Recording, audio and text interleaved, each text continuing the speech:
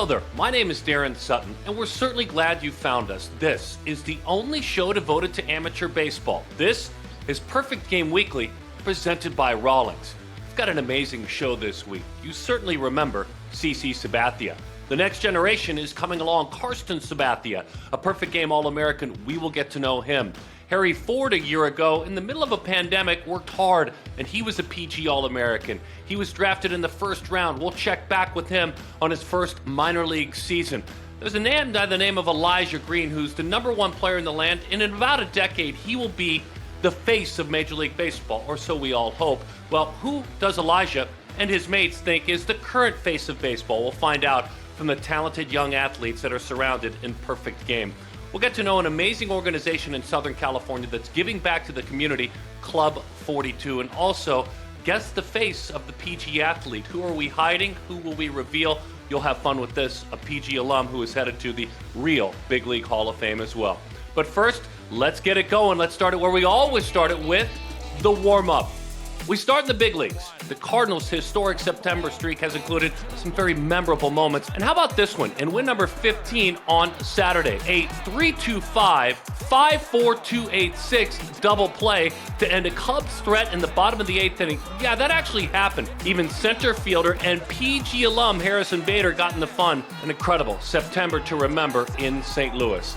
From a September to remember to a season to remember in Philadelphia for Bryce Harper, the 09 Perfect Game All-American. On the team's final homestand of 2021, the MVP frontrunners' talents were all on full display. First, Wednesday, he gunned down the potential tying run in the 8th inning of a 4-3 Phillies win over the Birds, the Orioles. On Saturday, it was a 427-foot shot to dead center in a 3-0 win over the Pirates. But perhaps the low-key biggest moment of the week might have occurred on Thursday. A youngster brought a sign to the game asking Bryce to have a catch with him. The newly minted PG Hall of Famer saw it and obliged. Look, the home runs and outfield assists are the things that really make up the box score, but these are the baseball moments that make a lifelong impact. Sometimes it's as simple as having a game of catch. Well done, Bryce Harper. Minor League Baseball High A Central Championship Series Game 4, Saturday night. Quad City River Bandits season is on the brink. Enter first baseman Logan Porter. The 2013 PG alum hit a walk-off shot in the ninth to beat Cedar Rapids and force a deciding Game 5 on Sunday, where 4 Quad City pitchers combined on a 2-hit shutout to give the River Bandits the inaugural High A Central Championship. It's the 3rd league title in 8 years for the Royals affiliate. Man, the future's bright in KC. Way to go, Dayton Moore. To the WWBA Sophomore World Championships, Fort Myers, Florida. Huge tournament, 114 teams from all over the country and Puerto Rico. And on Friday afternoon, Brady King put on a show. The primary catcher for the elite team, Hodos, hopped up on the mound, tossed a no-hitter versus Arbeyo Baseball 2024 Prime. 11 punch-outs, 7 hitless innings. 15-year-old right-hander dominated. The young man from Wellington, Florida, all sorts of fun. And oh, by the way, the top-tier Roos took down Byrne 2024 to win the title on Monday at JetBlue. Congratulations to them. And speaking of congratulations, Jacob Kendall, the number 5 overall player in the 2025 class, announced this week that he'll be taking his talents to the University of Florida in a couple of years. Jacob was named PG's 14U Player of the Year at his 2nd consecutive Select Festival in Fort Myers this past August. And his career numbers are just off the charts good. Kevin O'Sullivan just keeps restocking those cupboards in Gainesville, Florida. And by the way, when we spoke with Jacob earlier this summer and we said, when we run into you in 10 years, what will you be doing? And he said, simply put, I'll be in professional baseball, winning home run derbies, and signing autographs.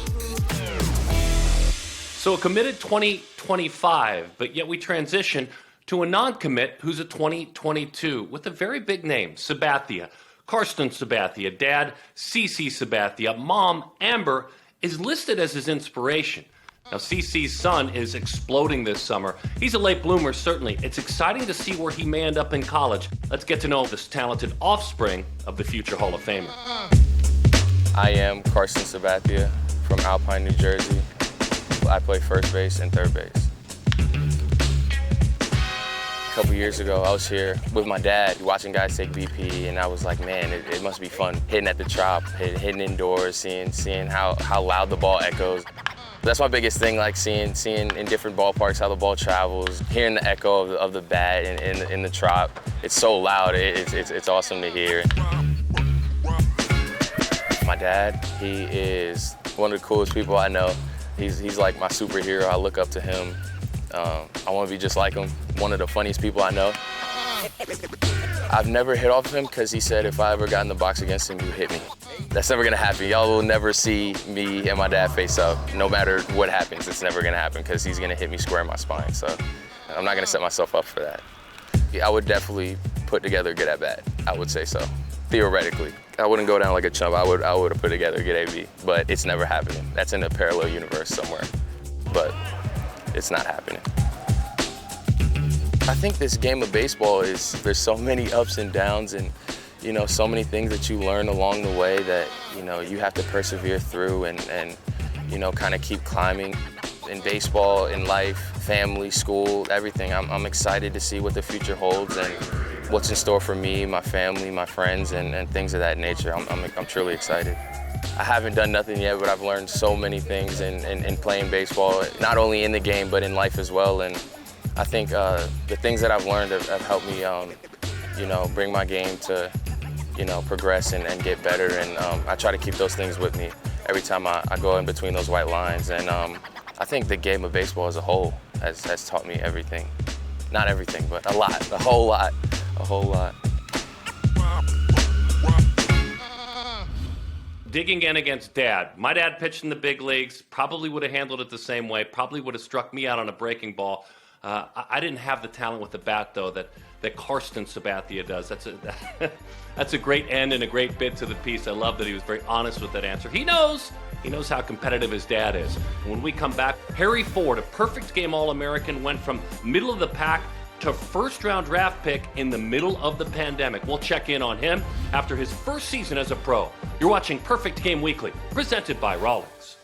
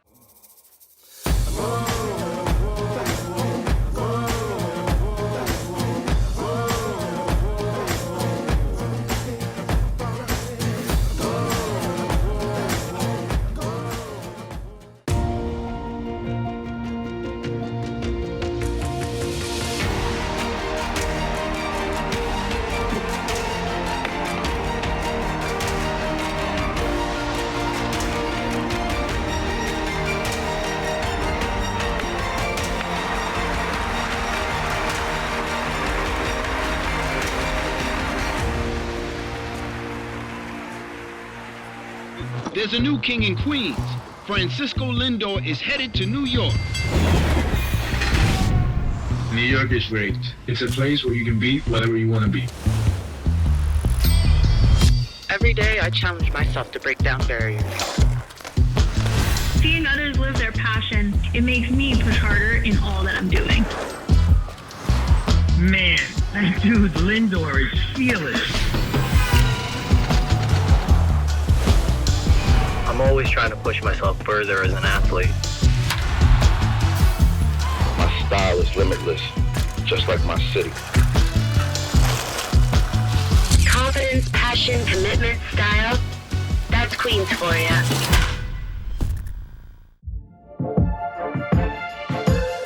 Perfect Game Weekly presented by Rawlings, and we go back to the 2020 PG All-American Classic, where the lone homer in that game in Oklahoma City was hit by Harry Ford. We spend time with Harry. Hey, Harry, congrats on everything you've accomplished over the last couple of years. And I guess you put your foot in the pool for the first time as a pro. A couple of big looking back things that you learned from your experience. Thank you so much. I'm happy to be here. I mean, I mean, it still feels kind of weird to know last year I'm playing in a game with a bunch of high schoolers, and now, being a professional with playing with grown men who have families and wives and, just their life already built and stuff. And so, I think there was a lot of moments where for lots of growth for me. I mean, whether it was personal with my family and my mom having issues and my dad. But I mean, baseball helped me grow tremendously through this last year, through COVID. I mean, it really showed me another view on life, another lesson to be learned, And it was just like every day, it felt like as I just kept playing and getting better, I was getting better as a person, character-wise as well. Can you invite us into your draft night, what it was like in July, and having all those people that are important around you? With your words, describe it to us, please. Absolutely just unforgettable. I mean, like, that was genuinely probably the best night of my life. I mean, because it was even better because none of us, I mean, we kind of knew Seattle liked me a little bit, but none of us really knew because they didn't call us before I got picked. So when I got picked, it was just everyone went crazy. Yeah, I had all my closest friends. It must have been like 60, 70 people there. I mean, when I got picked, it just erupted, and it was just amazing. So you caught 68 innings or so as a pro this year in a shortened rookie ball season. Is catching still your thing at the pro level? Did you enjoy 100%. catching professionally? Expound upon what you learned catching at the pro level. Shortened season, but what did you learn? Yeah, I think I began to like catching even more because they kind of teach baseball a little differently. They're teaching us more about life as well as baseball, and so I really learned that as a catcher, your job is to be there for the pitcher and be there for the team. And I really realized that I like that a lot. I like being the glue that holds the team together. I figured that's what you'd say. I want you to help our viewers to understand how you took the pandemic, which was hard for the globe, not just better for some and tougher for all. It was hard for the globe, but you took that hard for the globe moment and you kicked yourself in the tail. You changed your physical presence as much as any baseball player in all of America in high school. Describe how you took advantage of the pandemic for those who might not know. I mean, I worked out every day, 2-3 hours at a time. I mean, like putting myself near death. And like, I mean, I didn't think about baseball at all the whole time. I was just, I wanted to get big. I wanted to just say I did something different in quarantine. And then when baseball started again, it helped tremendously, and it was amazing. You know this, and it's been talked about a lot, but few homer in Perfect Game's All-American Classic. You homered in PG's All-American Classic. Does it still get talked about in certain circles when you run into people, even as a pro? Yeah, of course it does. Yeah, I mean, I'd say out of every moment in my baseball career, that one feels like the most unreal. I remember the moment I hit it. I just went black, and it was just like I just really genuinely couldn't believe I did that. It was great. Kind of represented to me all the work you had put in. Last time we talked in this setting where you were in your home studio, for lack of better words, you were reading Relentless. Such a great mental book, Relentless. What are you currently reading? Currently reading Mental Game of Baseball. Expound just a little bit on what you've learned. I mean, it's kind of like a more of a look on the mental skills side of baseball, and something that's really been brought to me through the Mariners. I mean, we had two mental skills coaches, and they were the best thing ever. I mean, I knew there was a lot of mental stuff to baseball, but it's crazy to realize how much it affects your game. And so I started reading this. I figure I'm gonna be on some bus rides now, so I got this book, and it's a pretty big one. It's gonna take me a minute, but I mean, I've just learned that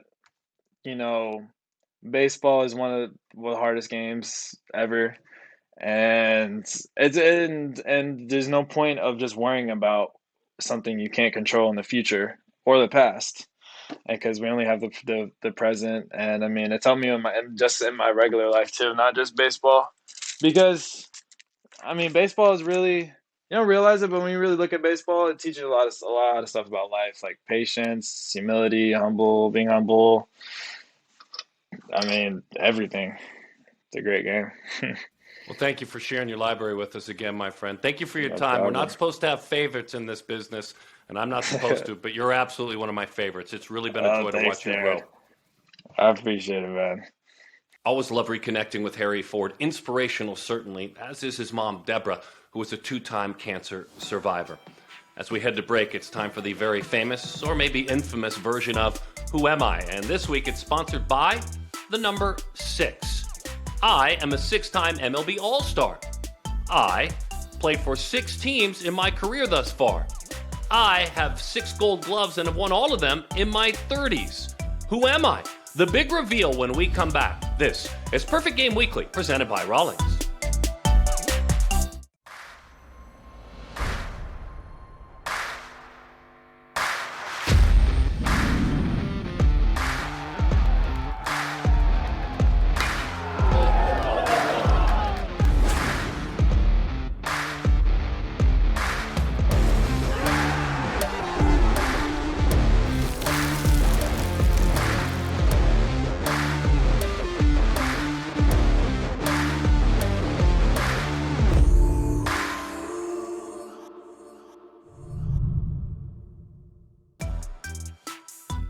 Welcome back to PG Weekly. Before the break, we gave you this picture and 3 clues and asked, who am I? Now, this was a tough one, and we misled you just a little bit. The answer, 09 AL Cy Young Award winner, Zack Greinke. Zach was one of the early PG standouts. He bursted onto the scene at the 01 World Showcase in Fort Myers, and he played everywhere. 185 pop time as a catcher, 94 on the mound as a pitcher, 90 across the diamond as a shortstop. The Royals would take him with the 6th overall pick in the 2002 MLB draft. The rest, as they say, is history. And he's certainly heading to MLB's Hall of Fame with what he has accomplished. We also know that he's headed to the Perfect Game Hall of Fame. As a matter of fact, in December, a great event with the likes of Zack Greinke and Bryce Harper and Prince Fielder, a collection of 10 that are headed into the first ever class of Perfect Games Hall of Fame. And many of these guys have served as the face of the game, though maybe not currently. To find out who the current face of the game is, we can talk about jersey sales, but let's go to the very best players in the game. In the 22 class at the high school level, Danny Wexelman cornered a whole bunch of them and found out at Perfect Games National Showcase who is the face of the game. That ball is gone. Home run for Fernando. Got it! 10th strikeout. Deep and high and gone and 45. With so many great ambassadors of the game, I couldn't help but wonder. So we asked you guys, future All-Stars, future MVPs, future World Series champions, who you think is the current face of Major League Baseball.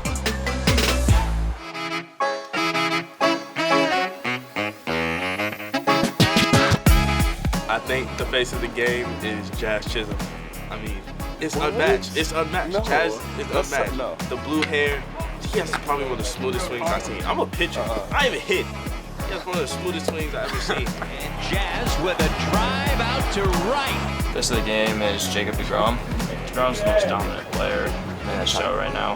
He's dominating every batter that faces him or he steps in the box. I think the face of the game is Jacob deGrom. As good as major league hitters are, just to get him out, consistency as he does, it's something different. And the crowd recognizing 1,500 Ks. The face of the game is Shohei Ohtani. I think the face of the game is Ohtani because he does it from both sides, throws gas and he's bomb. He's just different. He does it in all cylinders, and it's kind of like the new wave that's coming from high school. We have a bunch of like two-way guys who go out there on the mound, throw 90, and then face 90 and make it look easy, hitting balls in the gap, hitting balls out. So I think the face of the game is Shohei Ohtani. He can throw 100, hit bombs 500 feet, and he can do it all. And he can run fast. You know, he's a real 5-tool player, and you know, in his face of the game, you want 5-tool players. So he's definitely one of those guys. I think the face of the game is Tatis because he has the most fun out there and just plays his own game. The face of the game is Fernando Tatis Jr. I think the face of the game is Fernando Tatis just because of the energy he brings to baseball and how he's changed the game since he's been in the league. I think the face of the game is Fernando Tatis because he brings back a flair and energy to the game that makes it exciting again. That ball is gone. Home run for Fernando. I think the face of MLB is Fernando Tatis Jr. Nah, Tatis did. Tatis that. Bro. Yeah, exactly. That's why you hear so much about Tatis, because he's the the face of the game. Like, you hear it every single day. This dude hit 3 home runs in one game. Oh, yeah. And? Disgusting.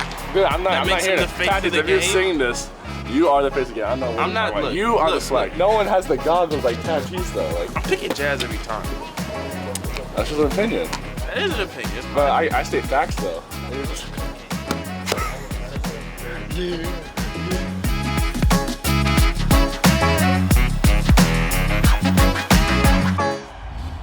So dealing with this age baseball player, probably more than anyone else on the globe, here's what I found in my questionnaires. It's gone from Derek Jeter to Mike Trout to now Shohei Ohtani and Fernando Tatis. It's truly a passing of the torch. When we come back, we're going to talk about a man who's the face of baseball eternally, the face of perseverance certainly, and how he impacted the game, and how one group out of Southern California is taking his likeness, his number, and his name and really paying it forward with young athletes. This is Perfect Game Weekly, presented by Rawlings. It started with a simple idea: to break what the game knows, to evolve the standard. It's time to revolutionize defense. Printed in 4D for a breakthrough in technology. Ultra lightweight, resilient, form fit, game ready and pro tested. Designed for a revolution. Engineered for defense. The Rev 1X. Custom gear is important to me because it just represents who you are. Me as a kid, I remember I used to always look up at all the big leaguers at the time and see what they would wear. You couldn't get that stuff, in the stores. So now being able to customize basically everything I wear on the field, and it's one-on-one, I think that's just something special. I worked really hard to get here, and we get to do some swag and put your own flavor onto the field and show people, who you really are. Customs are one-on-one, just like me. G-Form, made for the moment.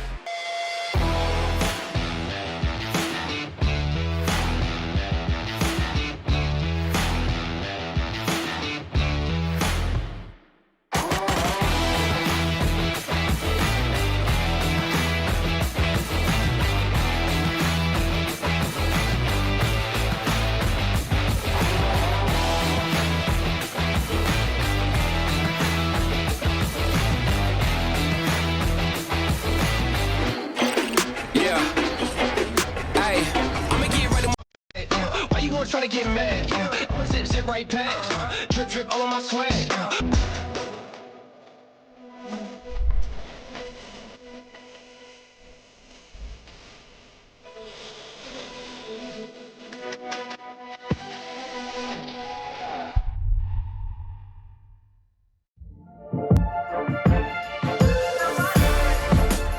Welcome back to Perfect Game Weekly, presented by Rawlings. It's not very hard to find even a fifth grader and to ask them about Jackie Robinson and the impact he had on the game and society. Most all of them now, thankfully, know the answer to that question.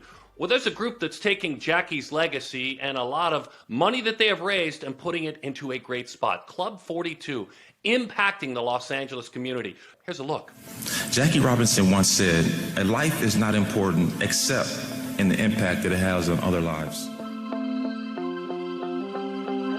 Well, Darren, the stated goal of Club 42 is really to bring kids together from different socioeconomic and ethnically diverse backgrounds and have them unite over the sport of baseball, but also unite on what they're doing in the classroom, being scholars, being all-stars. We live by the words of Jackie Robinson, and Club 42 chooses to make an impact, but also those ball players are making an impact on the field. So blending athletes together, those that might have the opportunity to play travel ball and those that otherwise might not have that opportunity. A unique buddy system, if you will, as these young men that are not little anymore become men and chase their college dreams together from different parts of the world. Absolutely, different parts of the world, different parts of LA. Some of these kids that are going to be out here today, we've seen them grow up from 11 to 12 years old. They're now 17 years old and getting recruited by some really powerful programs. When Jackie came up, that he was a target. Right now, when kids come to play baseball, it doesn't matter. Kids, I think now, have a different mindset than when I was growing up. We gotta coexist, and a good way to coexist is on the baseball field. the most formative years of your life are everything that happens to you before you become of age at, say, 18. And to grow up in a community where everyone is from a different background, different economic background, different ethnic background, and there's nothing more cohesive in America than the baseball community. It takes all comers. You just need to create a chance for everyone to have a chance to play and be a part of it. That's really what Club 42 is all about. I hope that the journey of Club 42 is actually a circle, right? So I hope that they always, like how we're doing today with the One Glove event, really learn how important it is to still give back. So you can grow and then you give back. And I think it's just really important that they understand that they were a part of building a community, but community can be found anywhere, and that now they have the tools to either do that themselves, whether they leave California and they go all over the country, or that they know that they have their community in LA.